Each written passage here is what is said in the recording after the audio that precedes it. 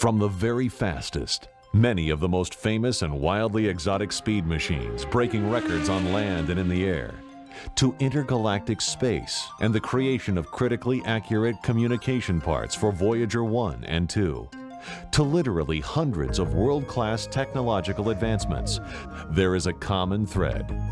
These contributions have come from the mind and capabilities of one man. That man is Randy Burnworth, and this is his story. This program is much more than just a list of Randy's amazing achievements. Each and every success, innovation, world record, and award stands as a testimony to Randy's work ethic, his passionate commitment to world-class quality, and his never-ending pursuit to make the impossible a reality. Starting at the beginning, it wasn't always speed and techno-magic machines for Randy. He grew up in the small fishing village of Ilwaco, Washington, on the famous Columbia River. As a young boy, Randy started working on the fishing boats, cleaning fish, learning fancy rope work and deck handling. It was here that he gained a real love for the ocean and its machinery, boats and ships. A group of old-time skippers took him in as one of their own. He began by working on the fishing boats, after school and all summer. This experience laid the foundation for Randy's dedicated work ethic. Dream big and work hard. As with many young men, speed held a big attraction. Soon he began to look towards something faster than a fishing boat. With money in his pocket from long hours of work on the docks, he bought a 1932 5-window chop-top Ford coupe with a big Chrysler Hemi engine and everything chrome. Randy was hooked on a life journey that would take him far from the docks and the fishing boats. Randy became obsessed to do one thing: build cars that go fast, very fast. Of course, a young man can make room for one other thing in his life, so at the age of 17, he married his hometown sweetheart and life partner, Carolyn, with whom throughout 35 years of marriage, they still share everything. Randy attended the Bates Technical Institute during the day, receiving a degree in machine technology, while working nights at Lockheed Shipbuilding. Upon graduation, he and Carolyn moved to an area in San Fernando Valley, California, what the racers call Hot Rod Valley. It was the beginning of a dream for speed and success come true that would last a lifetime. Hot Rod Valley spanned a half-mile strip of race car parts providers that was the epicenter for many big-name race car manufacturers. Here, Randy's machine technology education would be applied to race car specialties with Frank Hazar. Randy would never be the same. The whole race car industry would never be the same. His small machine shop was destined to be the home for his world-class racing career. He began to design and build Grand Prix racing cars and critical high-performance parts for the who's who of professional racing. Cars like the amazing Top Fuel Syndicate, the Top Gas Freight Train, and then there were the 4-engine dragsters, like Jim Harwood's Wagon Master. This masterful creation had a motor style all its own. The two left-hand engines drove the front wheels. The two right-hand engines drove the rear wheels. This was very different from the amazing Galpin Ford 4-engine Mustang. In the Mustang, the two front engines drove the forward wheels, while the two back engines drove the rear wheels. When it came to 4 engines, Randy didn't stop at just cars. What was to become the world's fastest snowmobile was more engine than anything else. Randy's dedication to the entire racing industry brought him to radically different classes of race cars, like Wild Willie's Winged Express, without question, one of the most famous, most awesome race cars in history. It is the first fuel-altered race car to go over 200 miles per hour. He built the fastest Jeep in history, Steve Brooks' Quicksand, which had a 426 cubic inch blown Hemi.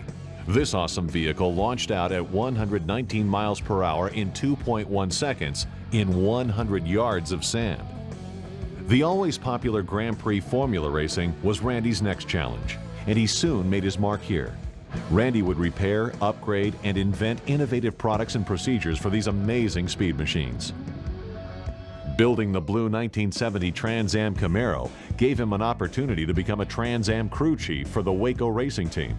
The car, driven by Mark Waco, won many races and set track speed and time records. Just like the TI-22, an all-titanium Group 7 Can-Am car built for the David Hobbs and Terry Godsell racing team. Randy continued to work a scorching 100+ hours a week, contributing innovations to 22 different racing categories, such as the Lola T192 Formula 5000, an open-wheeled Grand Prix car. He not only built it from the ground up, but took on the job of its racing crew chief as well. The car has nearly twice the horsepower of a Formula One. A competitive car, it raced in many races, and every one of them was run with an overwhelming passion to win. And then there's the two Group 7 McLaren Can-Am cars, the MF6 and MF8. This class of Grand Prix racing cars are the world's fastest and most powerful, clocking in the backstretch at nearly 300 miles per hour. They would have lap times so fast that the tires had a hard time keeping up with the wheels. Grand Prix Formula Racing success soon engulfed a whole new category of race cars. There were lots of movie cars too, like Munster Coach and the Batmobile, keeping the Crusaders fighting crime. One of Randy's favorites was Doug Rose's Green Mamba.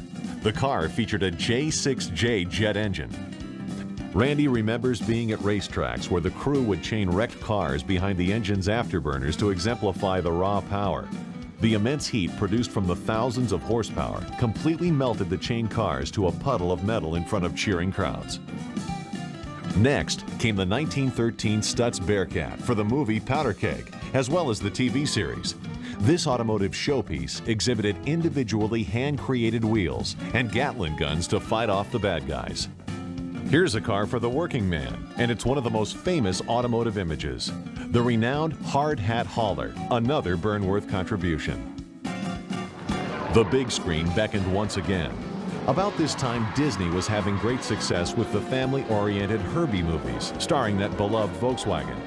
For the production of Herbie Goes to Monte Carlo, Randy, with his experience and impressive resume of car creations, was called upon to soup up 3 nearly identical custom Porsche 917 movie duplicates. These car stars took their turns racing against Herbie, only to lose at the end to the fan-favorite Volkswagen.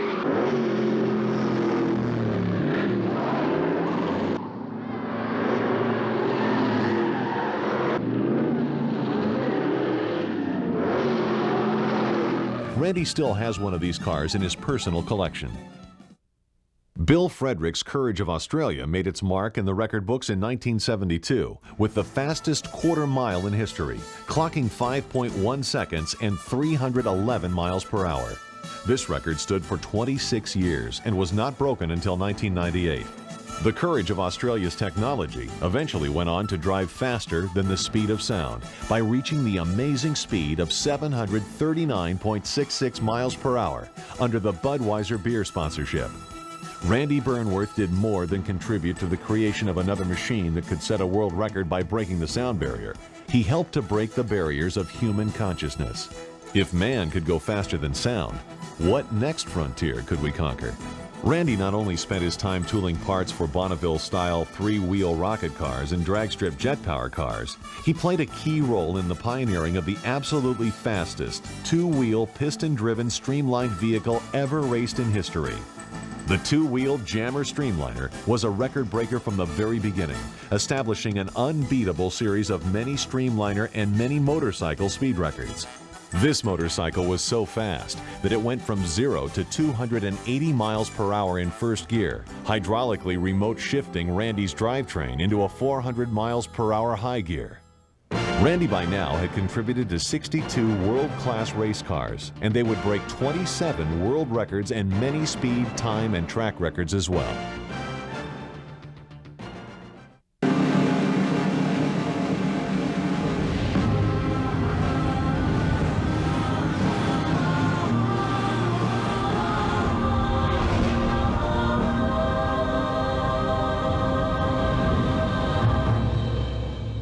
Randy had perfected processes for the machining of a very tough and rare metal called beryllium.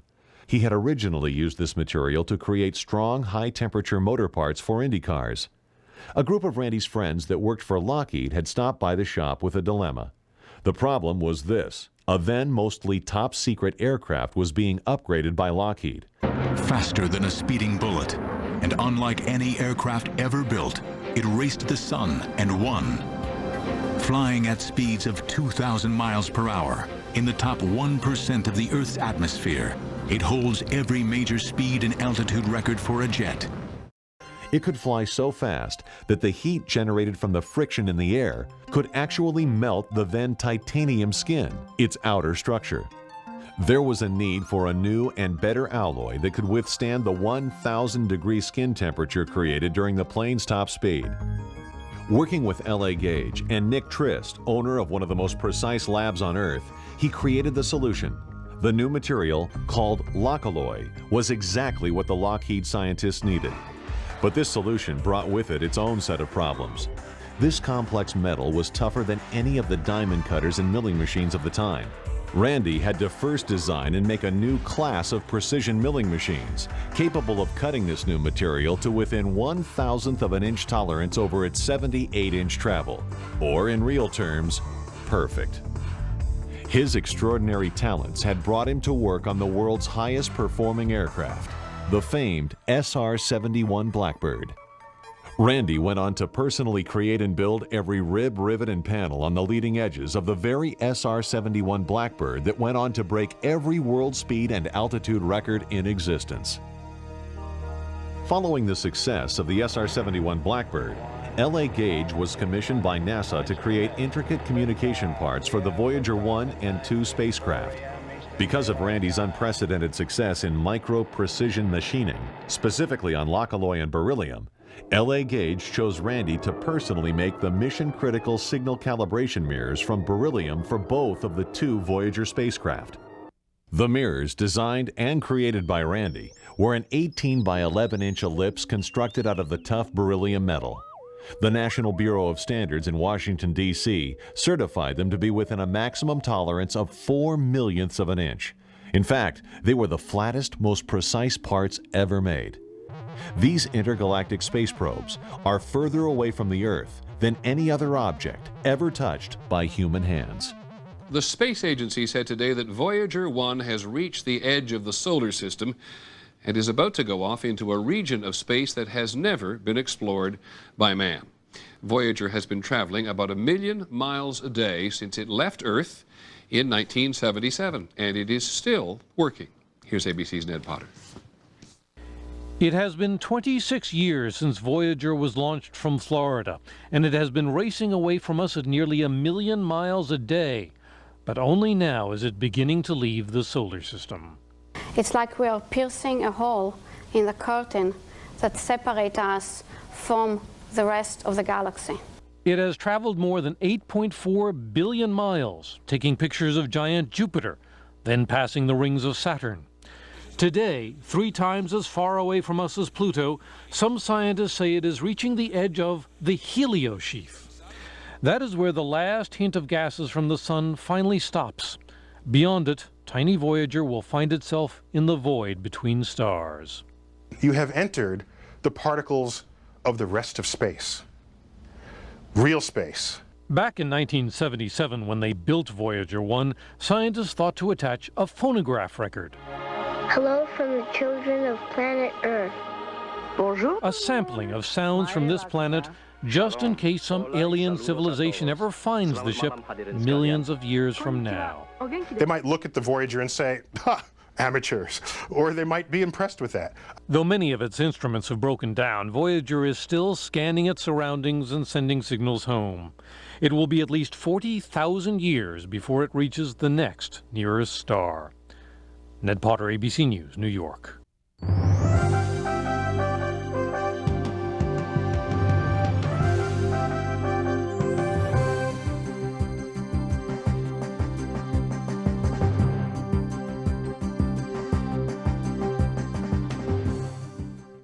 The next phase of his life started in the small town of Tillamook, Oregon, 70 miles west of Portland.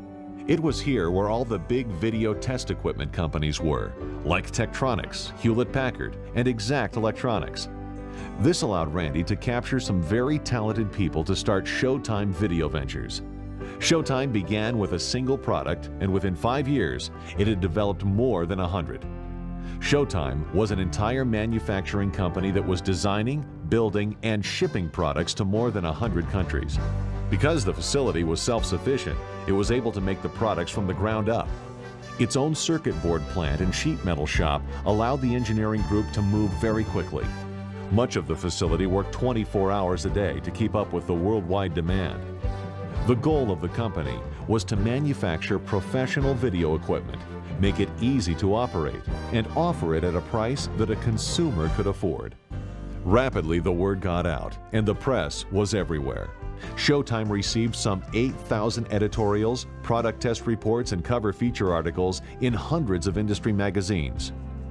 Every year, Showtime would attend the Consumer Electronics Show. Chicago is the location for the International Design and Engineering Exhibition, a kind of Oscar awards night. The judges announced that Showtime had been chosen in all 4 categories, an achievement that had only been accomplished twice before, once by Sony and once by Panasonic, and never before by an American company. By 1987, Showtime had been honored with more international design and engineering awards than any other company in the world in their categories. The word of this little company was stirring all over the industry. During the next few years, a variety of companies like Magnavox, RCA, General Electric, Magnavision, Philips Ultrasound, DBX, Radio Shack, and BSR of Japan were taking advantage of Showtime's image processing. Showtime was the only video products company in the world to sell to the Japanese. As Burnworth's technology grew, Rave Engineering was created and focused strictly on the cutting-edge development of his advanced technology-based products. Due to Randy's determination and the specific projects he was working on, he was able to capture what some believed to be one of the best electronic design teams in the world. They each held strong expertise in the areas of video processing, compression, and broadcast video system products. The engineers developed a complete line of high-tech production products, which in essence was a TV studio in a box. What would normally cost nearly $1 million, Randy sold for just under $5,000. Now, as he had done with more than 200 products before, Burnworth had taken a complex technology-based product, made it simple and affordable to the masses. On July 1, 1988, the fastest hard drives in existence were riding just under 1 megasecond. For a special project for the Marines, Randy's team for the first time completed what was thought of as impossible, loading full motion and full screen video in broadcast quality on a hard drive. With this core technology in place, the team went on to create a special compression technology and began sending full motion video over phone lines, which led to motion video on floppy disk.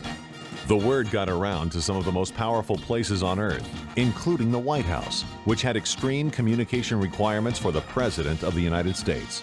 This led to the design of several phone line, television, and video communication systems for the President and his support team.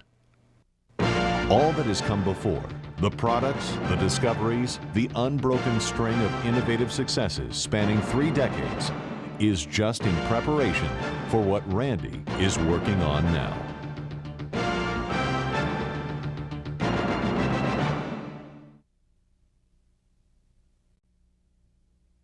First thing I did when I met Randy was I spent a full day just talking to him and really trying to figure out what made him tick. Randy is a big man, but I found he's got a bigger heart. And so over a period of weeks, I had an opportunity to really learn about Randy J. Burnworth and what made him tick. Randy thinks differently than the rest of the world. The products that he had built, literally hundreds and hundreds of products, were just outstanding. I'd say one of the most amazing things about Randy is he is a great teacher. If you spend the time to really listen to him, he could take a layman like myself and put me in a position, because of his excellent teaching, to actually present probably the most complex signal on the face of the planet, and that's the video component signal. He did it through a process of taking it step by step with this linear logical thought process that he had, where inside of months I was in a position to actually present his technology to groups such as Sarnoff Labs. And actually sounded intelligent, was able to do a credible job presenting his products just because he is such an excellent teacher. You know, I've heard that there are really 2 types of creativity in the world. The first is inspirational creativity, the creativity that great artists have or great technologists or scientists have. And the second is synthetic creativity. That's the ability to take information from all different input that you receive throughout your lifetime and put it in a position to where you actually utilize it on one thought process. Now, to be able to have one of those processes, either inspirational creativity or synthetic creativity, is a big deal. Randy possesses them both. And that's the reason that he's been able to truly build the type of technology and the products behind it. Not only because he's inspired in his thought, he has the ability to put this technology in a linear, logical fashion to make world-class products out of. It's an amazing feat. Another question came up, and oftentimes that I would read inside the multiple pages of faxes, these long-handed faxes. Into the night he would write his thoughts out, pages and pages of them. Said, ask me about fronts, backs, and middles. Well, the question would come up again. Randy, how do you invent this type of technology? Why can you build a real-time teleconferencing system for President Reagan and install it for President Bush when there are teams of organizations with much bigger budgets than you? Why could he do it in basically 13 days or less, assemble it, believe it or not, and he did, and build the type of technology, the compression that he did, and actually pass it down a twisted pair telephone line, and full screen, 30 frames per second, when people are still dreaming about it today. Now, this was back in the late 80s he was able to do this. People say, how can you do that, Randy? He said, simple, it's fronts, backs, and middles. Well, the question is, well, what are fronts, backs, and middles?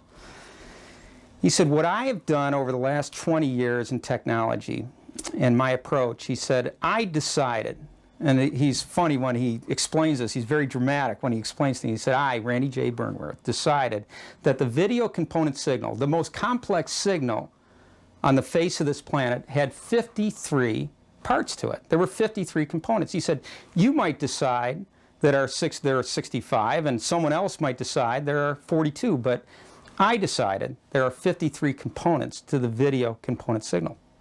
And what I did was I set out over a period of 20 years, and I built a number of card sets breaking these 53 components down so I could comprise different products using fronts, backs, and middles.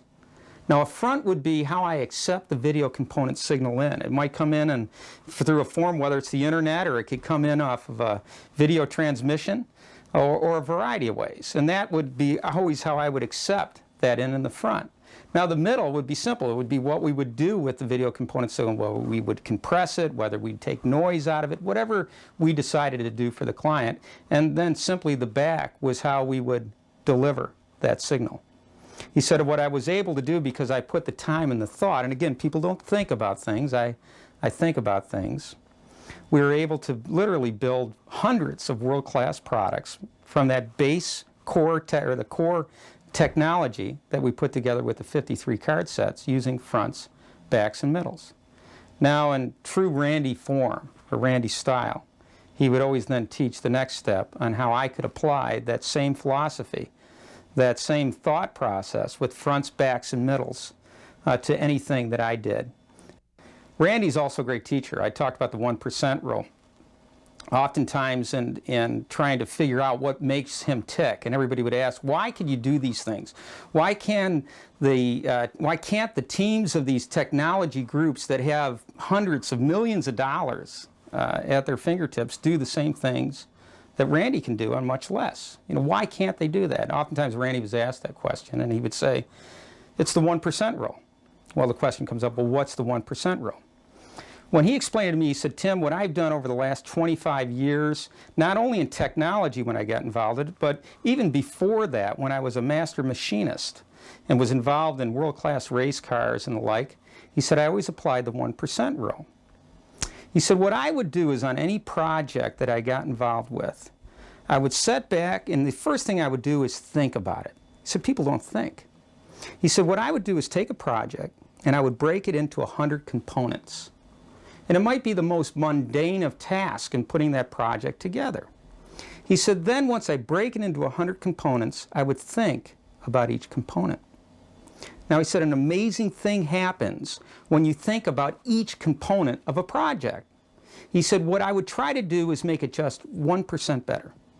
1% better. He said, what happens oftentimes when you think about things, and he said most people don't think about things, is that you're never just 1% better. You're always 5 and 10 and 50 and sometimes 100% better. Now you multiply that times 100 components, the end product is never twice as good or 5 times as good. It's often 10 times, 100 times as good. He said, you can do this in your own company. The way you present, Tim, the way that you go out and negotiate in the marketplace. How do you answer a telephone? What are the things you do when you follow up, when you meet people, when you negotiate? He encouraged me to break it down into small components and then think about it and apply the 1% rule. It's genius. It's simplicity in its purest form, but it's genius. And that's a good description of how Randy thinks and how he teaches as well. You know, working with Randy, because he's the technologist, the most difficult side is always figuring out when is the product ready for the market. We would come in from the field and say, let's put a fork in it and deliver it. Randy was always ahead of the game with us. He knew when it was time to deliver the product, and it was always on time and under budget. I mentioned Randy is a Renaissance man. One of the reasons that I believe that he is that he has the ability to appreciate not only art and technology, but his background is so varied. How do you go from race cars to technology and do so at a world-class rate when any of us would be proud just to master one particular area? And one of the reasons that I think that he has that ability is because of his ability to take information in. He reads at a voracious rate. I mean, there are literally hundreds of trade magazines that he lays his eyes on a daily basis and files them to always be able to put his fingertips to on any given day within several feet of his office chair. He has a filing system more complex than anyone that I've ever met in my career. Now, Randy was on the original team that developed and invented time-based correction, the reason we have real-time television today. That was in the days when the TVC board was the size of a refrigerator. He then took that technology on his own and developed a card set out of it, which was amazing in itself. The next generation, Randy came behind, and the size of a chip developed, a TBC chip. To this day, no one's been able to match that technology. How did he do it? It's this thought process of really thinking about things, following the technology through, and thinking out of the box. No one has been able to do it to date. Randy's been able to achieve it. What he can do with whether it's a piece of medical equipment or whether it's television, the basis of all of it is video. Does he know anything about medical equipment? Probably not. Does he know anything about video? Absolutely everything about it. It's the foundation of most products that we utilize today. I'll tell you a story about Randy that also really described him as a man. When I first got involved with him, he was very excited to work with me and the team that I brought to the table. And he said the first contract that we bring in, he had a special gift. Now, Randy's a world-class collector. He's truly a Renaissance man. He has a collection of coins, of stamps, of different types of artwork, super amount of knowledge on a variety of subjects. I mean, truly interesting. One of those subjects is stone lithography. Actually, the art of cigar label art that started in the late 1800s. Did you know, and I learned this through Randy, that stone lithography was some of the most fantastic art in the world? At the turn of the century, artisans took stone and carved plates out of them and took color and laid it down over 19 times to create cigar label art. Well, Randy probably has one of the most significant collections of stone lithography on the face of this planet. And he taught me about it. And I was intrigued. He came to me when we were out putting together the first transaction. He said, Tim, when you bring in the first deal, I have a very special gift for you. And he presented at that time a large book. It was a Schwenneke book, which was the group out of New York it was about this large. And it was a salesman's book. And it was over 100 years old. And he said, I want to make this a gift for you for the very first transaction that you bring. Now he said, remember, and he always would do this when teaching, he would always add a story to it. This book was used by a salesman just like you in the 1870s. He got off of possibly a stagecoach in the very city where Wyatt Earp was at and might have bumped into him on his way to his first presentation. I want you to have this book. Well, a couple of weeks went by and we got into a negotiation, and the deal came together.